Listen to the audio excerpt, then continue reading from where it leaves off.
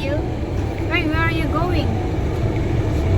Baba order chai here. 1 dirham chai.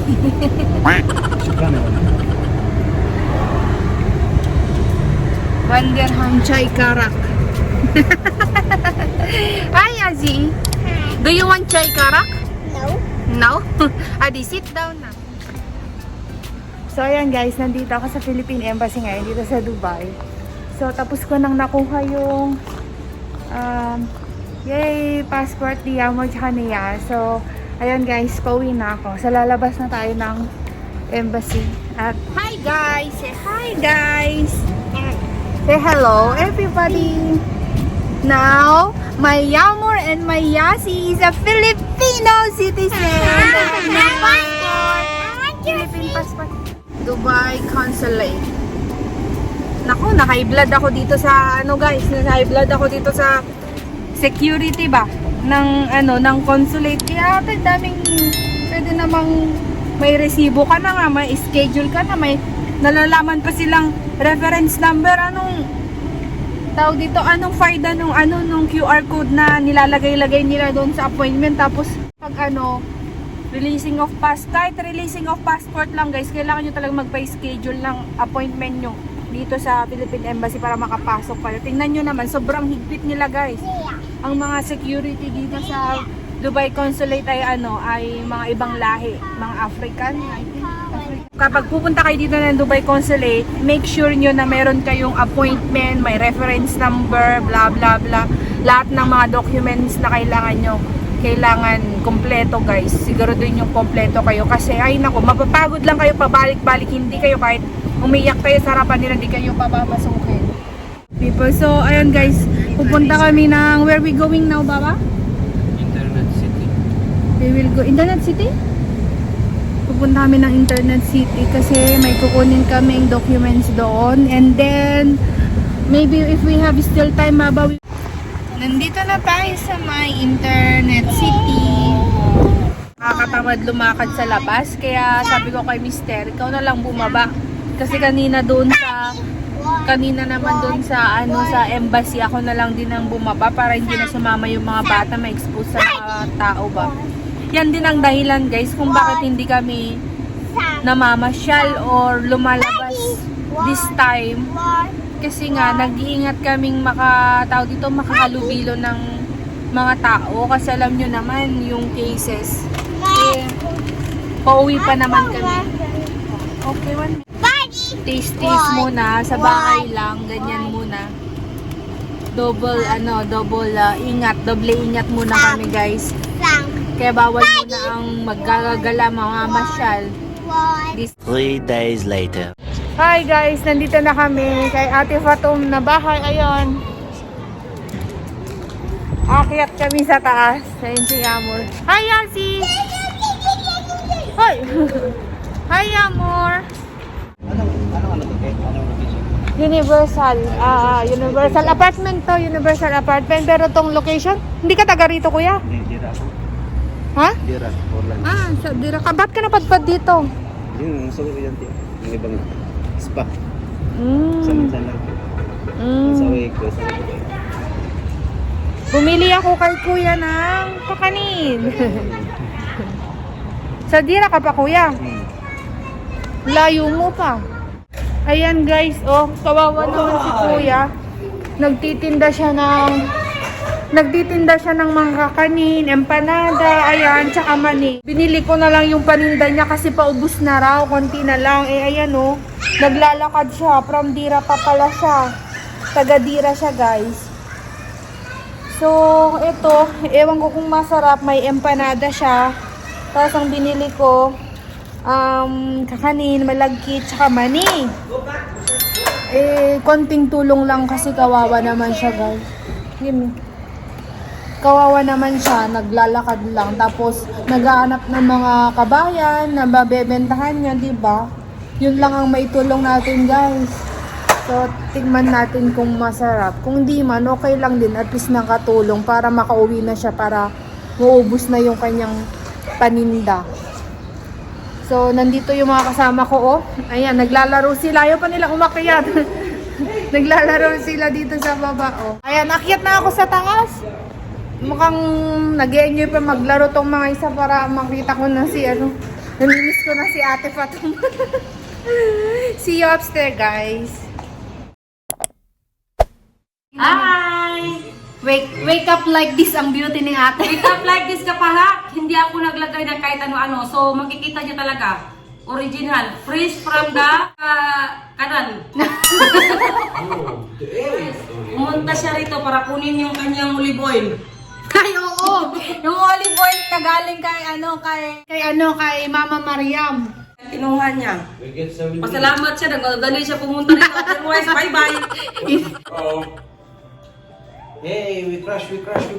Ama! Ayan, pasensyahan niyo itong mukha ko. Hindi ko alam kung sa camera niya to na ang pangit ng skin ko kasi pagdating sa camera ko, ang ganda ng skin ko. Pero pagdating dito, bakit parang embor na lang mukha ko dito? Itong camera niya kapahak, nakaano to. Automatic detection to ng face detection kapahak na. Pag nadidetect lang niya gagandahin yung mukha.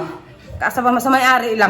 Pag hindi ka ang may-ari ng ano na to, ng camera na to, automatic papangitin ka.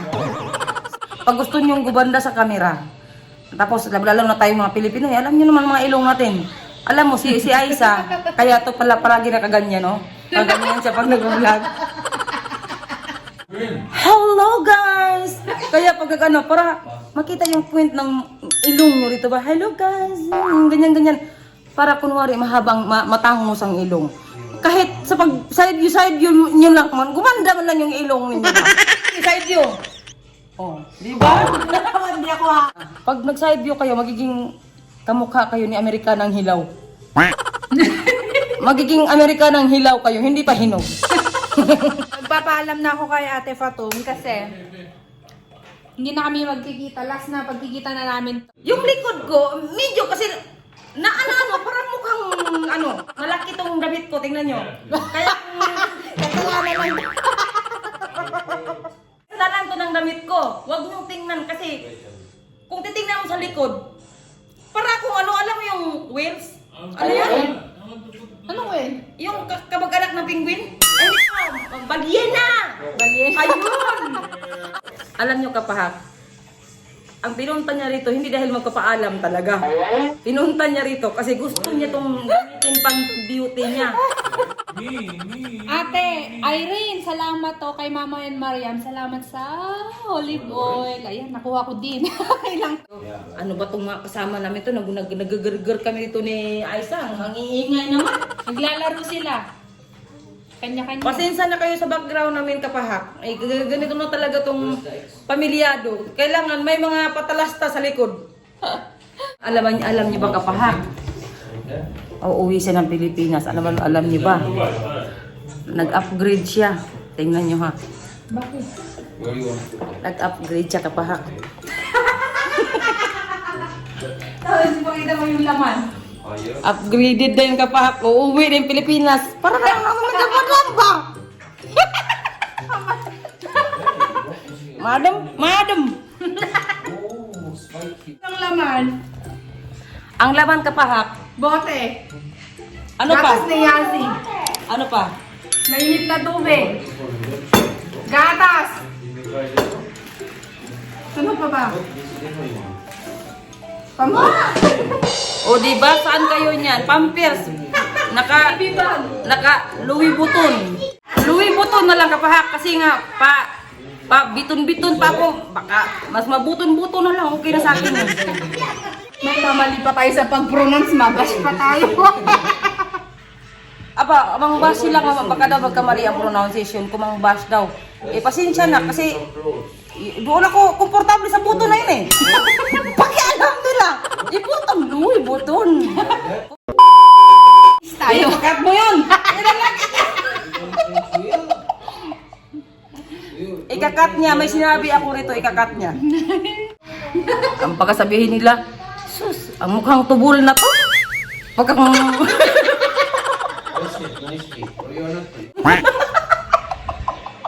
May naalala ka sa mukhang tubol? Oo. Wala ka dyan. ate talaga pag nandito lagi nagpapatawa. Masakit sa panga. Mga oras-oras kapahag, kaya kung kami nito nagkapahag kang mag-vlog, kapahag kang magkasama, puro tawanan. Bakit ba pag nag-vlog ka, talagang lumalabas yung pagka-ayaw ko? Namumula-mula. Namumula-mula kapahag. Pero ngayon, kagid na ang nasa mukha. Hindi na namula-mula ang mukha ko ngayon. Tingnan mo. Kaya nga, bakit ate, mamula-mula yung pisngi mo dyan? That's you are. Royal blood nga!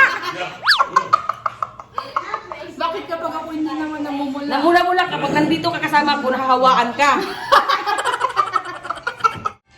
Naambunan siya. Tingnan mo, pag tumatawa ako, be. Tingnan mo, be. Grabe, lumalabas talagang pagka-royal blood ko, be. Tapos ay hindi pala high blood. Ang ganda ng photos na ate dyan, nung blooming siya guys. Hindi, may kagid nga. Tingnan, oh. Tingnan mo. Wala kaya? Nakikita ko talaga, may kagid talaga. Pero kapahak, wala akong kagid sa mukha. Sa mobile lang niya. Kasi nga, face detection ang nangyayari dito. Unfair tong kamera niya. Pag sa amo niya, sobrang ganda. Pero sa akin, hindi atay. Napansin ako sa ilong mo ate. Ano? Ha?